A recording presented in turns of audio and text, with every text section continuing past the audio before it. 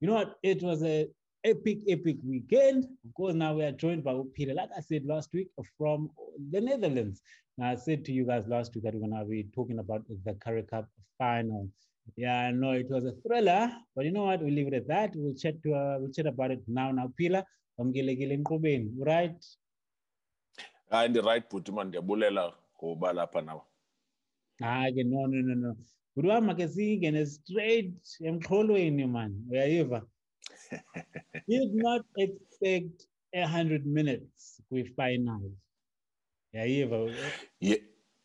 As a boys ngiqonda uba Yeah. yintoni i-Blue Bulls ziphezu kwayo, i-Sharks ziphezu kwayo, hayi zeke zaya-withdraw ngqala ngixakana nento ke ngoku. So if bendifake imali yami kwi-betting, yeah, no, I think ngendivaye blind. But ke wena uyibone njani ke yonke la final? I think it was a very thrilling final, very good final. I mean, it's typical test match rugby style kind of final. Didn't expect much of running from both sides. Expected a lot of kicking, and it actually turned out that way. To go to, I mean, at some point, I thought the Sharks could have taken it away when they had their lead. But obviously, the Blue Bulls came back. I think also altitude kind of helped in their favor. I think the Sharks had pretty much run the tank empty around extra time, and then obviously the Blue Bulls had plenty of reserves in the tank, and obviously once they put in their bench. Everything kind of changed, and the Sharks basically could not maintain their intensity throughout the 100 minutes. But now, countering on Peter, the Sharks were 5 games down against the Blue Bulls. That, of course, includes the Super Rugby Unlocked when all combined, that and the Currie Cup. Do you think that would have also played a psychological factor in that regard? Not really, actually. I think the Sharks are a team that I think kind of strives for these type of matches. They strive to make it to semi-final. For example, I mean, when they made it to the semi-finals, we saw a different game plan and they executed well and they beat the Western Province. This week, on Saturday, I think they pretty much had a similar plan against the Blue Bulls, and they actually could have pulled it off. But I don't know what kind of happened after they had that lead. I thought they would just basically, just put the final nail in the coffin and kind of take it away from the Blue Bulls. But I think Blue Bulls kind of got a sniff and they kind of got back into the game. And once that happened, it was pretty much back to level terms. And that's when we got to extra time, when the score was 19-all. And in the first 10 minutes of extra time, both sides could not get points. And then that last 10 minutes of that extra time, we saw the Blue Bulls engine started rolling.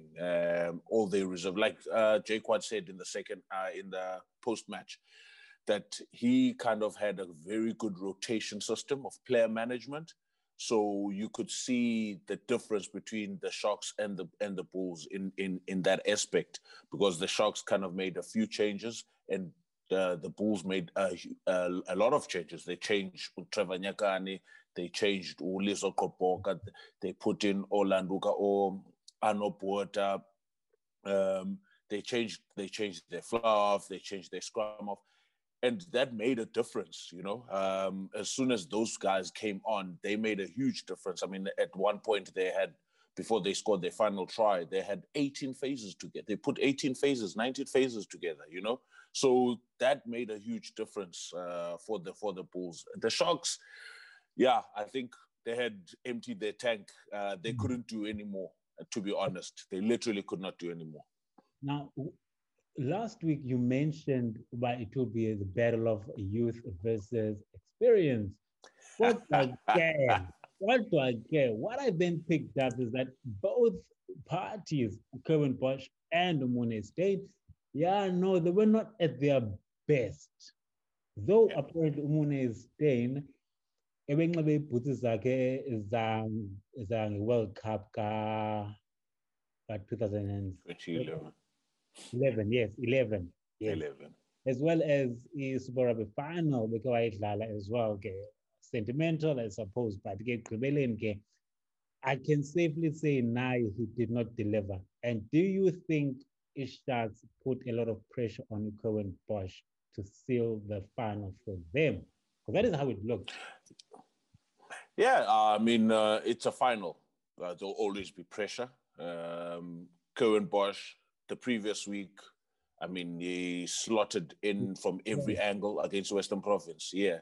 And then it kind of didn't come off on Saturday for him. I think they had about 10 or 10, no, he missed about 5 penalties and 3 drop goals, if I'm not mistaken, which was huge. That's a lot of points and not taken, to be honest. And those type of points you need to take in a final, unfortunately. And after the game, I mean, you could see when we was talking to Cohen Bosch as well, he was against Stilanduza, the pole padding. You could see how distraught he was, you know. I think he also put a lot of pressure on himself to basically take the Sharks through. But obviously that didn't come off. Yes, Nomone Steyn as well could not get his kicking boot. And then also they put in Smith in. He also missed the last kick, actually, before the full 80 minutes. So I don't think anyone kind of had their boots in terms of where kicking is concerned. But it was interesting that the Sharks did not use a Hendrickse to kick for poles, because he used to kick for Glenwood. When he was at Glenwood, he used to kick for SA under 18 as well. So, I mean, even Onohamba can also kick for poles. So it was interesting when Ulukanyu had, I think, a string of 3 penalties in the Bulls 22.